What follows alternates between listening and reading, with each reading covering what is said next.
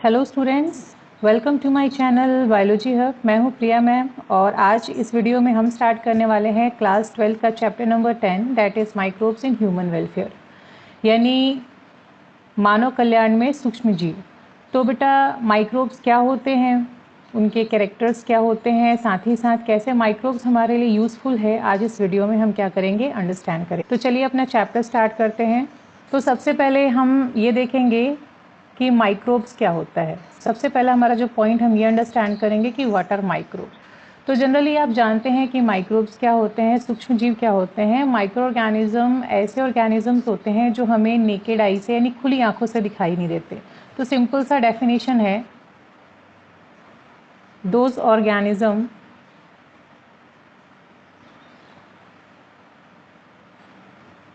which cannot be seen through our naked eye। ऐसे organisms जो हमारे खुली आंखों से दिखाई नहीं देते हैं, ऐसे ऑर्गेनिजम्स को हम क्या कहते हैं, माइक्रो ऑर्गेनिजम्स कहते हैं। इसको हम किसकी सहायता से देख सकते हैं, इसको हम देख सकते हैं with the help of microscope. With the help of microscope हम माइक्रोस्कोप की सहायता से क्या कर सकते हैं, इसको देख सकते हैं। क्लियर हो गया। नाउ जो माइक्रो ऑर्गेनिजम्स होते हैं उनके कुछ बेसिक फीचर्स होते हैं, आपको पता होंगे, बट थोड़ा सा हम लोग डिस्कस कर लेते हैं कि इनके बेसिक फीचर्स क्या है। ओके, तो हमारा नेक्स्ट पॉइंट है बेसिक फीचर्स।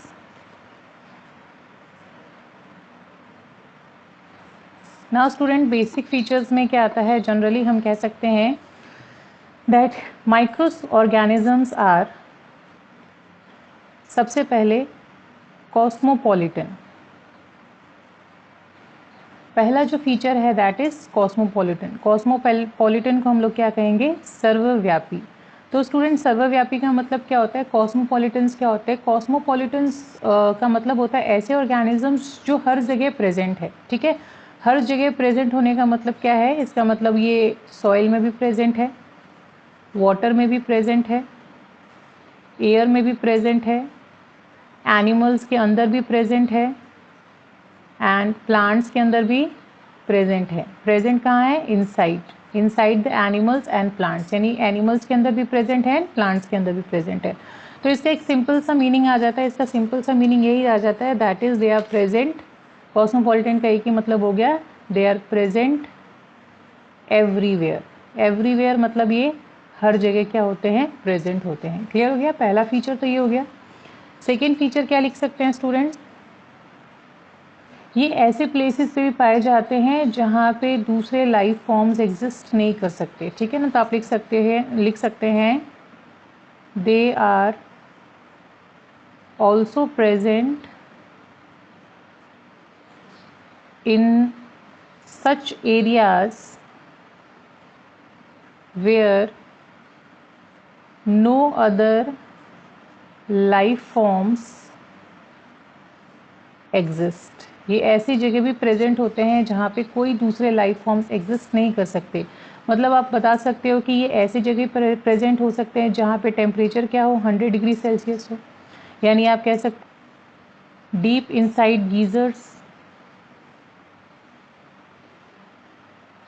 ओके, और ये ऐसी जगह भी प्रेजेंट हो सकते हैं जहाँ पे टेम्परेचर क्या हो, बिल्कुल माइनस में हो, -180 डिग्री सेल्सियस तक के टेम्परेचर को भी ये क्या कर सकते हैं, रिटेन कर सकते हैं, मतलब उसमें ये ज़िंदा रह सकते हैं। ठीक है, तो ये कुछ बेसिक फीचर्स हैं माइक्रो ऑर्गेनिज्म के।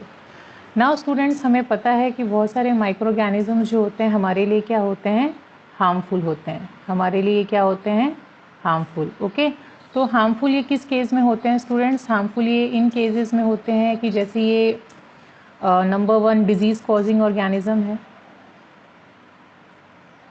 ये क्या करते हैं, डिजीज़ कॉजिंग ऑर्गेनिजम्स कहलाते हैं, क्योंकि ये क्या करते हैं, डिजीज़ कॉज यानी बीमारी फैलाने का काम करते हैं। साथ ही साथ ये क्या करते हैं, they spoil our food, they spoil our food and other items. ये क्या करेंगे, हमारे फूड को भी स्पॉइल करने का काम करते हैं, साथ ही साथ ये दूसरे एडिबल आइटम्स को भी क्या कर देते हैं, ख़राब कर देते हैं। तो ये कुछ इनके हार्मफुल इफ़ेक्ट्स है, बट बात यही आ जाती है कि इस चैप्टर में हम ये डिस्कस करेंगे कि सारे माइक्रो ऑर्गेनिज़म्स जो होते हैं वो हार्मफुल नहीं होते हैं। कुछ माइक्रो ऑर्गेनिज़म्स जो होते हैं वो हेल्पफुल भी होते हैं। देख लेते हैं कौन कौन से हैं। तो यहाँ पे बेसिकली हम बात करेंगे यूजेस ऑफ माइक्रो ऑर्गेनिज़म्स की। तो पहले हम देख लेते हैं कौन कौन से ऐसे एरियाज़ है, कौन कौन से ऐसे फील्ड है जहाँ पे इनका इस्तेमाल किया जाता है। तो यूजेस ऑफ माइक्रो ऑर्गेनिज़म्स। तो माइक्रो ऑर्गेनिज़म्स के यूज़ क्या हैं, किस किस फील्ड में यूज़ किए जाते हैं, देख लेते हैं। सबसे पहला है number 1, that is microbes in household product, household products. Micro organism जो है पहली फील्ड आ जाती है, ये हमारे घरेलू कार्य में बहुत ज़्यादा मदद करते हैं। कैसे करते हैं ये हम देखेंगे, आगे डिस्कस करेंगे। सेकेंड फील्ड आ जाता है माइक्रोब्स इन इंडस्ट्रीज़, ये इंडस्ट्रीज़ में भी बहुत ज़्यादा मदद करते हैं। थर्ड जो यूज़ आ जाता है microbes in antibiotic production, in antibiotic production.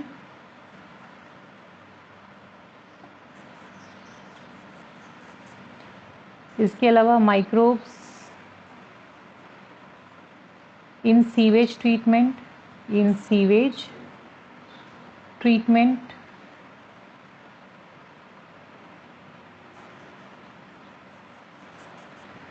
तो स्टूडेंट्स ये कुछ इंपॉर्टेंट एरियाज़ है जहाँ पे माइक्रो ऑर्गेनिज़म का क्या किया जाता है, यूज़ किया जाता है। तो एक एक करके हम डिस्कस करेंगे कि आखिर ये कैसे इस्तेमाल किए जाते हैं।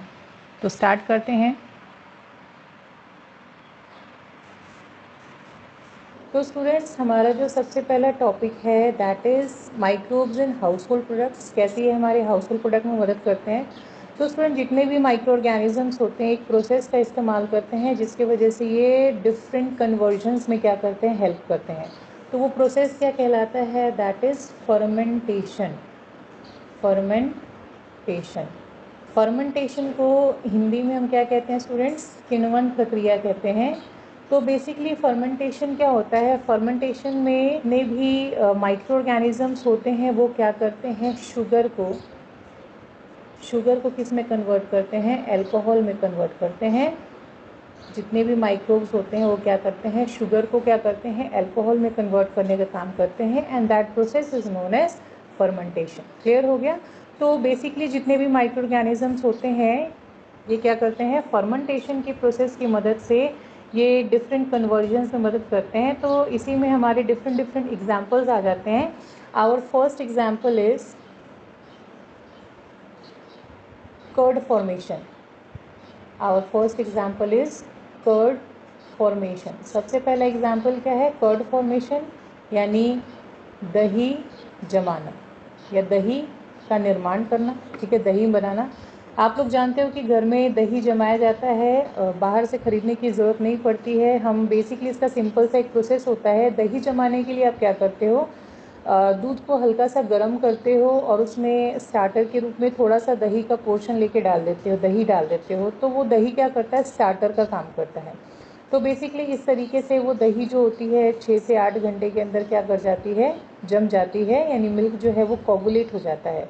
तो इस पूरी प्रक्रिया में कौन मदद करता है, माइक्रोब्स मदद करते हैं। किस तरीके से करते हैं, कौन कौन से माइक्रोब्स इन्वॉल्व होते हैं वो हम देख लेते हैं। तो स्टूडेंट्स अगर हम कर्ड फॉर्मेशन की बात करें तो सबसे पहला पॉइंट आ जाता है कि इसमें जो माइक्रो ऑर्गेनिजम्स इन्वॉल्व है, लैक्टोबैसिलस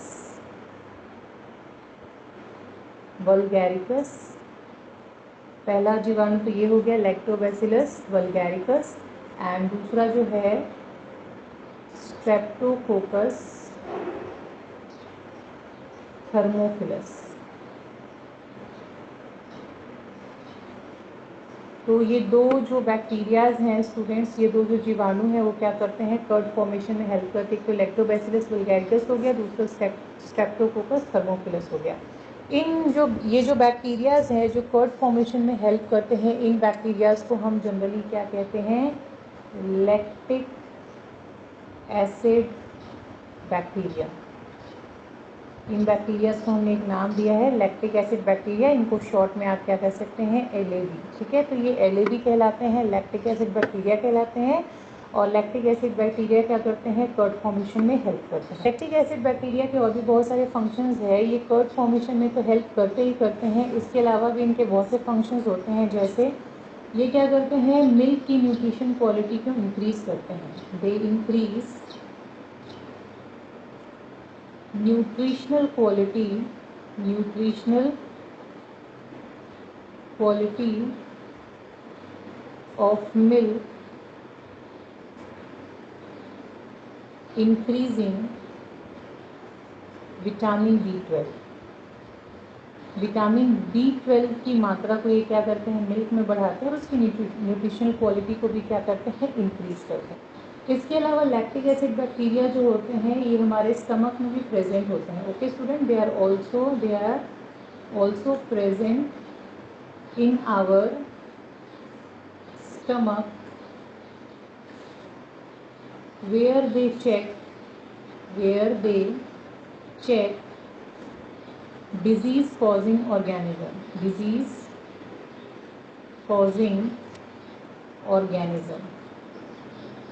क्लियर हो गया स्टूडेंट्स। इसका मतलब क्या है कि ये जो लैक्टिक एसिड बैक्टीरिया है, एक तो ये हो गया, ये कर्ड फॉर्मेशन में हेल्प करते हैं। कर्ड फॉर्मेशन में हेल्प के साथ साथ ये क्या करते हैं, मिल्क की न्यूट्रिशनल क्वालिटी क्या कर देते हैं, इंक्रीज कर देते हैं। ये किससे होता है, ये विटामिन B12 की मात्रा बढ़ाते हैं, जिससे मिल्क की न्यूट्रिशनल क्वालिटी क्या हो जाती है, इंक्रीज हो जाती है। थर्ड बोलेंगे कि हमारे स्टमक में भी प्रेजेंट होते हैं। ये स्टमक में जो बैक्टीरिया प्रेजेंट होते हैं वो हमारे बॉडी में आने वाले बाहरी बैक्टीरिया को क्या करते हैं, चेक करते हैं, ताकि वो कोई बीमारी हमारे शरीर में ना फैला सके। क्लियर हो गया स्टूडेंट्स। तो आइए हम देखते हैं कि कर्ड फॉर्मेशन जनरली होता कैसे है। नाउ स्टूडेंट्स, कर्ड फॉर्मेशन में क्या प्रोसेस इन्वॉल्व होता है ये हम देख लेते हैं। तो स्टूडेंट्स, फर्स्ट स्टेप जो होता है बेसिकली को क्या किया जाता है, मिल्क को वार्म किया जाता है। मिल्क को क्या किया जाता है, वार्म किया जाता है at the temperature 6 degree Celsius. ठीक है ना। और मिल्क को गर्म करने के बाद फिर उसे क्या किया जाता है, फिर उसे जो हमारा नेक्स्ट स्टेप है उसको क्या किया जाता है, कूल किया जाता है। कूल क्या किया जाता है, उसको 50 से 40 डिग्री सेल्सियस के टेम्परेचर पे क्या किया जाता है, कूल डाउन किया जाता है। ठीक है। तो सेकेंड स्टेप क्या हो गया, फर्स्ट स्टेप तो मिल्क को है वार्म करेंगे at the temperature 76 degree Celsius. Warm होने के बाद फिर हम मिल्क को क्या करेंगे, थोड़ा सा ठंडा करेंगे एंड उसके टेम्परेचर को 50 से 40 डिग्री सेल्सियस पे आने देंगे। कूलिंग करने के बाद हम क्या करेंगे, वी ऐड LAB अभी मैंने आपको बताया लैक्टिक एसिड बैक्टीरिया। हम क्या करेंगे, LAB ऐड करेंगे इनटू द मिल्क, जो क्या करता है, स्टार्टर का काम करेगा। यहाँ पे LAB किसका काम करेगा, स्टार्टर का काम करेगा, जो कि आगे चल के फर्मेंटेशन प्रोसेस में हेल्प करेगा। तो हम क्या करेंगे, लैक्टिक एसिड बैक्टीरिया जो है वो मिल्क में क्या कर देंगे, ऐड कर देंगे। थर्ड प्रोसेस क्या हो जाएगा कि स्टूडेंट्स, फर्मेंटेशन जो है वो क्या हो जाता है, स्टार्ट हो जाता है। Fermentation starts. ठीक है। इसमें प्रोसेस क्या फॉलो होता है स्टूडेंट्स, प्रोसेस ये फॉलो होता है कि जो मिल्क का लैक्टोज शुगर है, मिल्क का जो लैक्टोज शुगर है वो कन्वर्ट हो जाता है लैक्टिक एसिड में। ठीक है, किस में कन्वर्ट हो जाता है, लैक्टिक एसिड में। और लैक्टिक एसिड में कन्वर्ट, जो लैक्टोज का लैक्टिक एसिड में बदलना क्या कहलाता है, फर्मेंटेशन कहलाता है। फर्मेंटेशन। क्लियर हो गया। तो लैक्टिक एसिड क्या करेगा, ये एसिडिफाई कर देगा, यानी एक मिल्क को एसिडिफाई करेगा, जो कि क्या करेगा, कोगुलेशन में हेल्प करेगा। ये क्या करेगा, कोगुलेशन ऑफ मिल्क को कोगुलेट करने में हेल्प करेगा। तो जनरली इसमें होता क्या है कि जब एसिडिफाई करेगा, यानी लैक्टिक एसिड जो मिल्क में अब प्रेजेंट है वो मिल्क को कोगुलेट करेगा। कोगुलेट क्या होता है, जमना, जमाने में क्या करेगा, मदद करेगा। तो जनरली इसमें होता क्या है कि जो मिल्क का जो प्रोटीन है, मिल्क का जो प्रोटीन है, मिल्क प्रोटीन क्या है स्टूडेंट्स, केसीन। केसीन को हम क्या कहते हैं, मिल्क प्रोटीन कहते हैं। ये क्या होता है, पार्शियली डाइजेस्टेड होता है। ये क्या हो जाता है, पार्शियली डाइजेस्टेड हो जाता है। पार्शियली डाइजेशन के कारण क्या होता है, मिल्क जो है वो कर्ड में कन्वर्ट हो जाता है। तो बेसिकली ये सारे स्टेप्स इन्वॉल्व होते हैं आपको एक बार और समझा देती हूँ स्टूडेंट्स। देखिए क्या मैंने बताया कि फर्मेंटेशन में हमारा जो पहला एग्जाम्पल आता है that is curd formation. Curd formation को हिंदी में दही जमाना कहते हैं। इसमें जो बेसिकली माइक्रो ऑर्गेनिज्म इन्वॉल्व है उसमें एक तो लैक्टोबैसिलस वल्गैरिकस एंड स्ट्रेप्टोकोकस थर्मोफिलस। ये इन दोनों ही बैक्टीरियाज, और भी बहुत सारे बैक्टीरियाज होते हैं जो योगर्ट या कर्ड फॉर्मेशन में हेल्प करते हैं। उन बैक्टीरियाज को हम क्या कहते हैं? लैक्टिक एसिड बैक्टीरिया, शॉर्ट में आप कह सकते हैं LAB। लैक्टिक एसिड बैक्टीरिया के कुछ अदर फंक्शंस भी होते हैं, जैसे ये हमारे मिल्क की न्यूट्रिशनल क्वालिटी को इंक्रीज़ करता है बाय इंक्रीजिंग विटामिन B12। इसके अलावा ये लैक्टिक एसिड बैक्टीरिया जो होते हैं हमारे स्टमक में भी प्रेजेंट होते हैं, जहाँ पे ये दूसरे माइक्रो ऑर्गेनिज्म को आने से रोकते हैं या हमारे बॉडी में बीमारी फैलाने से रोकते हैं। क्लियर हो गया? अब जो कर्ड फॉर्मेशन की अगर हम बात करें, कर्ड फॉर्मेशन में प्रोसेस क्या इन्वॉल्व होता है स्टूडेंट्स? पहला जो है मिल्क को क्या किया जाता है 76 डिग्री सेल्सियस पे वार्म किया जाता है एंड देन उसको कूल किया जाता है बाई कूल किया जाता है उसके टेम्परेचर को नीचे लाके, that is 50 to 40 degree Celsius पे। उसके बाद हम क्या करते हैं उसमें दही ऐड करते हैं जिसमें LAB प्रेजेंट होता है, लैक्टिक एसिड बैक्टीरियाज प्रेजेंट होते हैं। और वो जो हम थोड़ा सा जो दही डालते हैं दूध में, वो क्या करते हैं? स्टार्टर का काम करते हैं। इसको इनोकुलम भी कहते हैं, हम स्टार्टर को इनोकुलम भी कहते हैं। क्लियर हो गया? उसके बाद जैसे हम स्टार्टर ऐड करेंगे ये प्रोसेस जो है वो क्या हो जाएगा? स्टार्ट हो जाएगा, यानी फर्मेंटेशन का प्रोसेस जो होता है वो स्टार्ट हो जाता है और माइक्रो ऑर्गेनिजम्स अपना काम करना स्टार्ट कर देते हैं। अब जनरली होता क्या है कि मिल्क का जो लैक्टोज शुगर है, लैक्टोज क्या है? एक प्रकार का शुगर है। मिल्क का जो लैक्टोज शुगर है वो किस में कन्वर्ट कर दिया जाता है? लैक्टिक एसिड में। जैसे ही लैक्टिक एसिड मिल्क में बनता है वो मिल्क को कोगुलेट करना स्टार्ट कर देता है। ड्यूरिंग कोगुलेशन क्या होता है? मिल्क प्रोटीन केसिंग जो है वो पार्शियली डाइजेस्ट हो जाता है और कर्ड की फॉर्मेशन हो जाती है। जनरली कर्ड फॉर्मेशन में जो टाइमिंग लगता है 6 to 8 आवर्स का टाइम लगता है। क्लियर हो गया स्टूडेंट्स? तो ये था अपना microbes in house hold product में पहला एग्जाम्पल। आई होप आपको इतना समझ में आ गया होगा।